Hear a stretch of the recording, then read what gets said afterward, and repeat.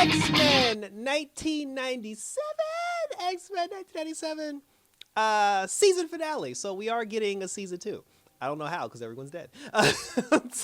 Episode 10. Tolerance is Extinction. Part 3. Ladies and gentlemen, we have reached the end, but not forever. And thank you to all responsible for bringing the show back. They even corrected the intro. Jubilee's where she's supposed to be, so all is right with the world. And it's your boy Icon with a Marvel animated TV review for you. And before we get started, hit the like button, hit the notification bell, subscribe to my channel. I'm on TikTok now at Red Eyes Entertainment on TikTok, so doing it for the TikTok. Check me out on X. Also check me out on iJizzle. And like I said, let's keep rolling with some X-Men goodness. So now, in the season finale of X-Men, which was very good, it starts with Charles and Magneto. We left when Magneto actually ripped the adamantium from Wolverine's body, and apparently he's still alive because I was actually going back and forth with someone on my channel before. We were talking about the fact that was the adamantium actually just ripped from his bones through his veins, or did his bones go with them? Apparently it was just ripped through his veins, which I don't know why he didn't die from that either. But Wolverine is still alive. He just doesn't have the adamantium in his system, and he's on the table. He was not in the episode, and the only thing he said the whole episode was "G." That was pretty much it. So now Charles is inside Magneto's mind because he's trying to take over his mind so he can undo the damage that Magneto did as far as using his magnetic pull all over the planet. But then he was telling them, but then Magneto, he was actually aware of the fact that Charles was in his mind, and he was like, this is an invasion of privacy, Charles. And then he's like, how dare you? And then he said that, what you're doing could do irreparable damage to both of our psyches. But then Charles was like, oh, but he said, then listen to reason, Magnus. And then he was like, the only reason is death. And then Charles was like, fuck it, I gotta do what I gotta do. And then he put his hands on Magneto's head and he brain blasted him, and he took over his body, took over his power, and he used his power to undo the magnetic pull that Magneto had all over the entire planet, and he brought, he restored the power to the world. But like he said, it did cause damage to his psyche. So now Magneto, he lost his memory. He doesn't remember who he is. But Charles knows. He said this to Jean and Scott. He said that, we need Magnus in order to win this fight. So I'm going to have to repair the psychic damage that I did to his brain. So now Charles is spending the entire episode in Magnus's brain, trying to bring him back. There are a lot of cameos in this episode. We got a Scarlet Witch and a Quicksilver cameo. We got some green lady. I don't know who she was. We ended up getting Daredevil, Cloak and or Dagger. We got T'Challa, the King of Wakanda. We got the Avengers. We got Iron Man and Tony Stark. We got a Peter Parker and a Mary Jane sighting. So there were a lot of cameos. The X-Men, and it's so crazy to me because with all of these people, if the Avengers are here, if Spider-Man is here, if the X-Men are here, if the Fantastic Four is here, if all these people exist on this one Earth, on this one planet, why is everybody making such a big deal about X-Men? You know what I'm saying? Don't you think we got bigger fish to fry? Anyway, so now they're trying to figure out, how they can stop Bastion and how they can save the world. So we take it to the team that was actually on Earth, like Jean and them. Jean had fought Cable in the previous episode, and Cable had knocked her into the ocean. Bastion, along with Sinister, they had Storm and Beast and everybody, Forge and everybody. They had them captive. Morph and everybody, they were captive. Bastion was talking that shit, and then he was just like, I will erase you from existence. Storm tried to appeal to his humanity. It didn't work, and then he was just like, I will kill you all and rid myself of the X-Men. And then right before he was about to end their lives, then that's when Jean rose from the ashes or from the water like the Phoenix, because she tapped into a small power of the Phoenix. Like she said that there was a little bit of Phoenix in her. She was able to tap into it, and she used the power of the Phoenix to defeat Bastion and to defeat Sinister. And here's the thing about Sinister that actually kind of made me upset. So she defeats Sinister. The Phoenix, we're not going to call her Jean. So the Phoenix, she puts her hand inside Sinister, and then she says, your entire life, you've used DNA to make yourself younger, faster, stronger, blah, blah, blah. She's like, I will burn all that from within you and revert you back to what you're supposed to be. And when she destroyed all of the DNA that was inside of his body, he basically reverted back to some feeble old man. And then he walks over to Morph, of all people. I'm like, this is awkward. He walks over to Morph and he goes, show me what I look like. And then Morph turned himself into an old, decrepit, useless Sinister. And he goes, you look the same as always. And then Sinister got mad and basically ran off like a bitch. And I'm just like, hold up. First of all, right out the gate, I don't ever want to hear Morph. I don't want to hear about Morph's PTSD ever again, because it was classic bully syndrome where he was bullying you, and now that you've become the bully and you basically scared him off, and now that you've seen who Sinister really is, I don't want to hear about his PTSD anymore. And the crazy shit is, every villain, no matter who it is, whether it's like Baron Zemo, whether it's whatever X-Men or like Marvel villains, like who knows Marvel villains, but whatever the villains are, like there's always a sense of like pride. You know what I'm saying? When you defeat a villain, they're just like, oh, you may have won this one, but I'll be back. You know, they're just like, oh, you may have beat me today, but I'll be back tomorrow. You know, like there's always a sense of like, yeah, you won, but I'm not going to let you have the satisfaction of admitting that you beat me. Sinister basically just tucked his tail between his legs and ran like a bitch. And I'm just looking at them. I'm like, so y'all not going to catch him? Y'all just going to let him leave? I was like, Sinister's I lost so much respect for Sinister's character. It's disgusting. And the thing that actually pissed me off about them allowing him to leave, you know that somewhere on the planet he has like a laboratory where he has DNA vials and stuff somewhere. So all he has to do is just go to one of his hideouts, take a vial, stick it in his veins, and then turn himself back to normal. So I'm like, why don't we kill him when we have the chance? And then it's like the fact that he just like ran like a bitch. I was just like, okay. So anyway, so after that, so he gone. He's gone. Sebastian's defeated, and then he's upset. He runs up on Cable because after that, like Jean only had the Phoenix power temporarily, and then when she lost the power temporarily, Bastion was able to defeat them after that because she wasn't at full strength. So he knocked all of them out, and then he ran up on Cable. He ripped off his metal arm, and then he transformed himself into a more futuristic tech version of who he is. So now he actually almost looked like Sinister like a little bit. And then he transformed himself into like this new being, this new future technology being. And then he said, I'm going to outer space to go kill the X-Men that's in outer space. So now everybody's like, oh my God, we got to save them. Jean was just like, Scott, he's on the way. Like he's coming to get you. And then everybody's just like, brace yourselves for impact. So everybody's fighting. I was about to call him Sinister. So Bastion shows up. He's fighting the X-Men that's in outer space. The X-Men on the ground, they're trying to get to outer space. While they're fighting, Rogue had a cool line. She ran up on Bastion, and then when she ran up on him, she was like, his name was Gambit, remember? And then she punched him in the face. They finally put some respect on Jubilee's name because when everybody was knocked out, Jubilee was the only person left. And then when Jubilee was there, he actually tried to play her. He tried to put some disrespect on her. He looked at Jubilee and he goes, what are you going to do, child? Defeat me using the 4th of July? And then he tried to punch her. She dodged his punch. She grabbed his face and then she used her power and basically lit his ass up in his face and like melted his face. So I was like, well, it's about damn time they didn't give Jubilee something to do. So now, so he got knocked down. The rest of the X-Men are there. And he's just like, oh, he said that you think you're strong because you have family. Your family won't defeat my family. And he's like, oh, here comes my family now, which ended up being a Sentinel that was on its way to the spaceship. When the Sentinel got there, it ended up being a Trojan horse because the X-Men from the ground used it to get to outer space. So now everybody's fighting him. They're fighting Bastion. And there was a point where I guess Bastion was going to take the Sentinel and he was going to use it to like blow up the spaceship. But then that's when Scott, like, he kind of like looked around at everybody. And then he was like, yo, everybody stop. He was like, everybody stop fighting.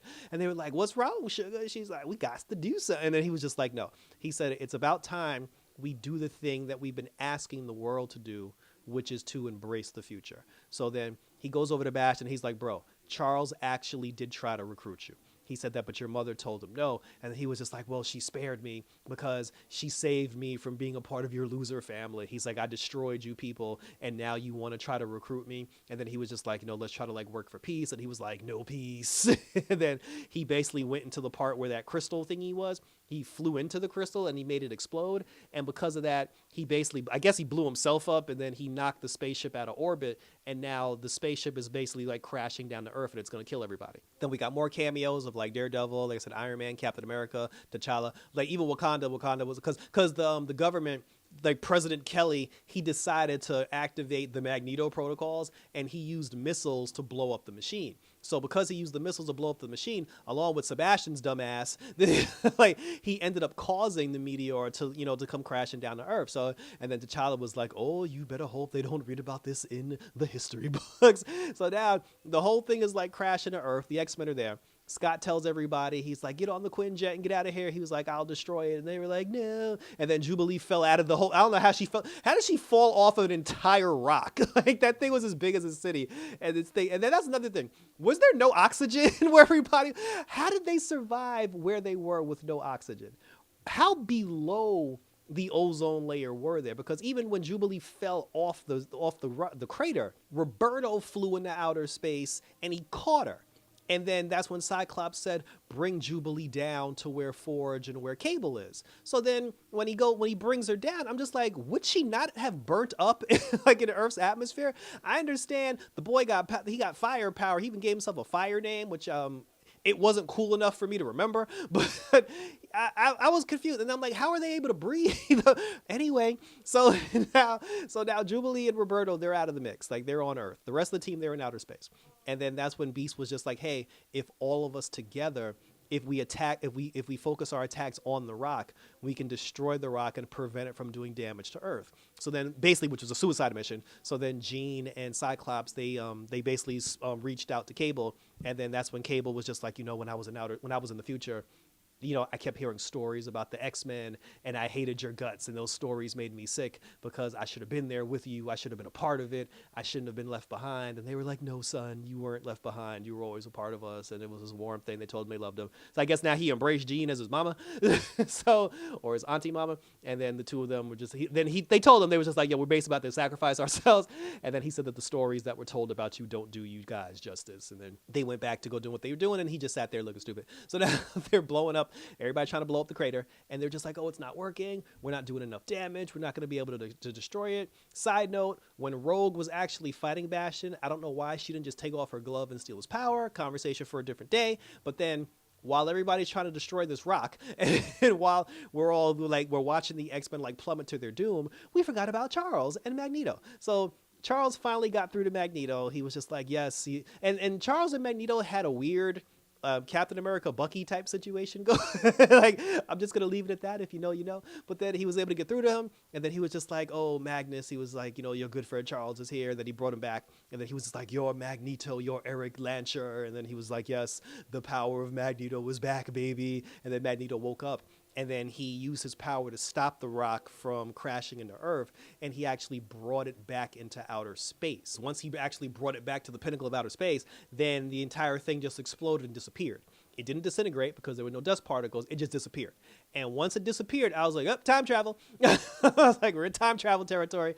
They done got zapped in time. Whether it was that crystal or whatever the case may be, they got zapped in time. Jubilee and Roberto were not allowed to be taken on that time travel journey, which means we're going to meet an older version of Jubilee in the next season. And the X-Men now officially have been scattered throughout space and/or time.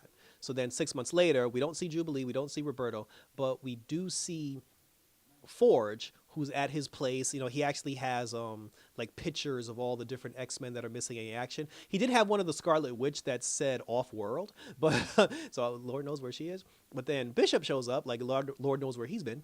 Bishop shows up, and then he's just like, oh, he's like, Forge, he said, you and I aren't friends, but we will be in the future. He's like, I need your help because the X-Men have been lost in time, and I need you to help me find them, like trapped in space and time, blah, blah, blah. So now, like I said, season 2 is going to be time travel. I thought Bishop was actually going to go back in time and make sure that Charles tries to recruit Bastion. I mean, that could still happen, but it didn't happen in this episode. But Forge and Bishop, which I assume along with Roberto and Jubilee, are going to try to find the X-Men who have been scattered throughout space and/or time. So now, here's the weird thing about time travel. So when we get to, Jean and Scott, they were sent to the future where they saw a 9 or 10-year-old version of their son, of Cable. So they're in the future with him. Rogue, and it was Rogue, Morph, was it Morph? It was Rogue, Morph, Nightcrawler, Magneto, and Charles and Beast, I believe. They were in like they went in the past. They were in Egypt back in the past, and Rogue was the first one that showed up because Rogue fell out of the sky.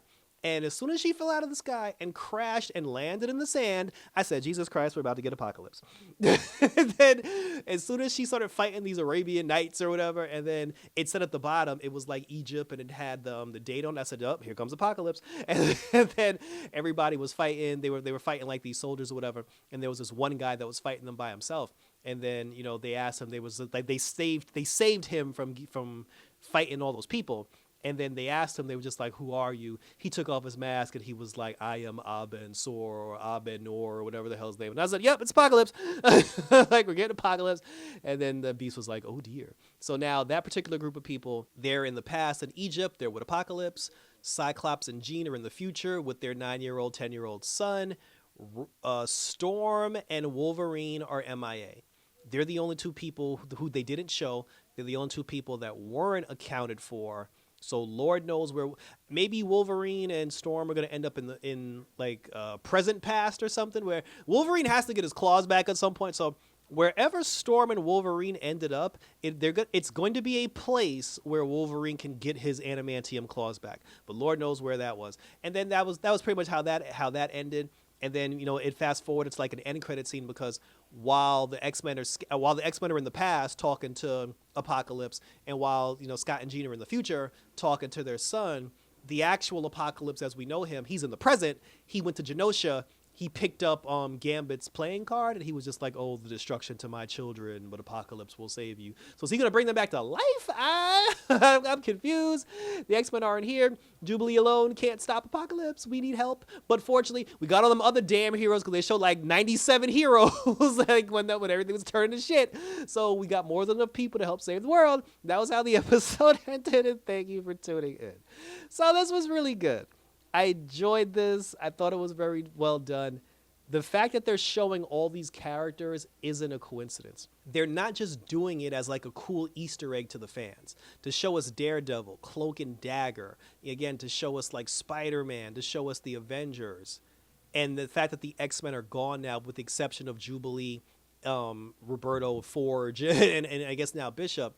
I feel like these other characters that we've been seeing, they're going to be a part of this somehow. And there was no Mystique. Like, how did that happen? Like, how do you give us 10 episodes with no Mystique? But something's going to happen. Like, these people, some of these other heroes have to be a part of this battle to stop Apocalypse, while the rest of them are off into space doing God knows what, trying to do God knows to. But share your questions, comments, and concerns. We'll continue to talk about it. What the hell happened to Wolverine? Is Wolverine, what's going to happen with Wolverine? What's going to happen with Storm? Like, where's Storm? Where's Wolverine? What do you think is going to happen with Cyclops and Jean, along with their son Cable? Is Madeline Pryor really dead? Is Gambit coming back? Because I think he is. They didn't show the playing card for no reason. Gambit's coming back. We're coming. Like, everybody going to come back at one point. Like I said, but share your questions, comments, and concerns down below, and we will continue to talk about it. Like I said, as always, hit that notification bell, hit the like button. Check me out on X. Check me out on Instagram. Check me out on TikTok, also on YouTube, where you can leave your questions, comments, and concerns. Because we got a lot of stuff coming. My Adventures of Superman is about to start, so we're going to do My Adventures of Superman. And like I said, convention season starts in June, and the first convention that we're going to cover for Red Eyes Entertainment is going to be Brooklyn Comic Con, and I look forward to doing that along with the rest of you guys. So that was pretty much it. So like I said, thank you to everybody that brought X-Men 1997 back. It was a nice nod and a thank you to my childhood. Like I said, I enjoyed it. Let me know what you think is going on with each individual character, where everybody's going to go from here, all the good stuff in between. And I said, we'll keep this train rolling and rolling and rolling until there's nothing else to roll on, as we can talk about some more X-Men 1997. So until next time, guys, take care. Destruction, help mankind, save the world. Until next time, for some X-Men 1997 action. We're out this